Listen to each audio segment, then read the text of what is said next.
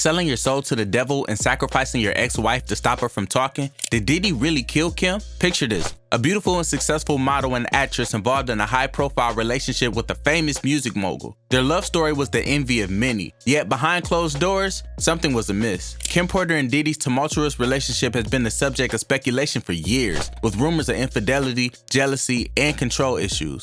However, when Kim Porter was reported dead in her sleep, all hands pointed to Diddy. People have many reasons why they think Diddy was the culprit. They said that while she was alive, she had been scared of Diddy. What was the source of her fear, and what does it reveal about the dynamics of their relationship? There was something about him that she knew that he didn't want the whole world to know, and maybe that's why Diddy went so far as to sacrifice her. Did he really? And if he did, what did she know? Also, there was a lot of conspiracy concerning Kim's death. There was the theft of her laptops before she died, new evidence emerging from her autopsy, the death threats that she received, and the rumor that she had evidence that Diddy was with men during her relationship. Are all of these enough reasons for Diddy to silence her, just like he had reportedly silenced a lot of people? And were they the reasons why she was afraid? We're gonna do the analysis and get to the truth of why she was scared. For us to have a clear picture of why Kim was afraid, the circumstances of their meeting and their relationship background should be known. Kim Porter and P. Diddy, also known as Puff Daddy, whose real name is Sean Combs, met in the early 1990s when Kim was working as a model and actress. However, they did not start dating until the mid-90s when Diddy was working on his debut album, No Way Out. Kim played a significant role in the album's creation, providing feedback and inspiration for many of the tracks. The relationship quickly became serious, and the couple welcomed their first child together in 1998, a son named Christian,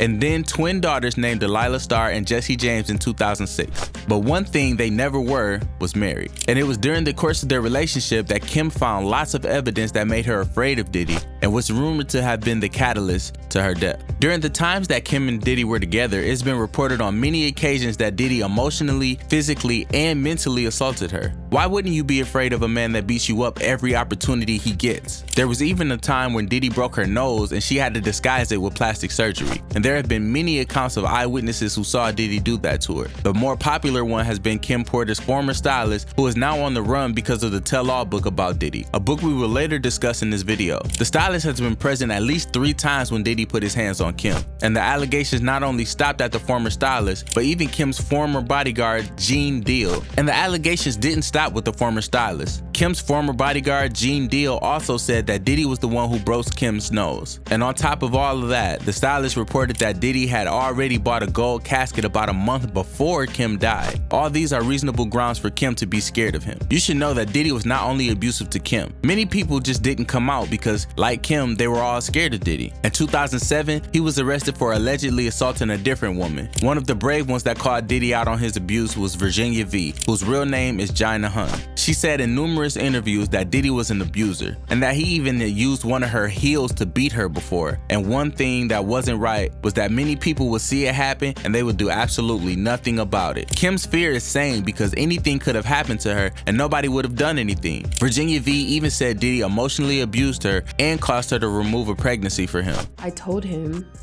and he was like, you're gonna get a right? And then I was like, I don't know.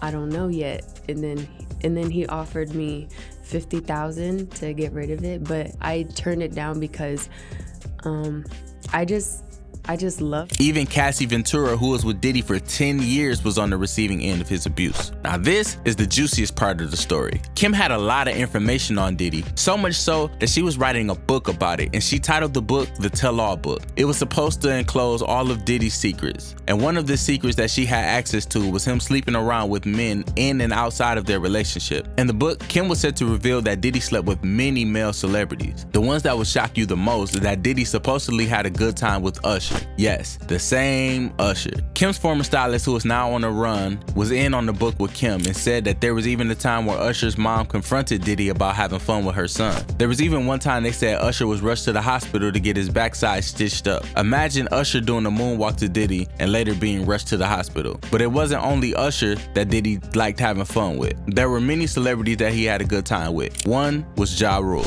Gene Deal had given a vivid description of what he saw between Diddy and Ja Rule. We all can remember that Gene went on a podcast to say that he put him in the bag. So when I went by there and I looked up there and it said butt plugs. Puff ran out. He was grabbing the towel. Ja ran out. He was grabbing the towel. Ja Rule ran out. He was grabbing the towel. And then he said, but you ain't want to go up in there because there was a lot of freaking going on. That's exactly what he said. You know what I mean?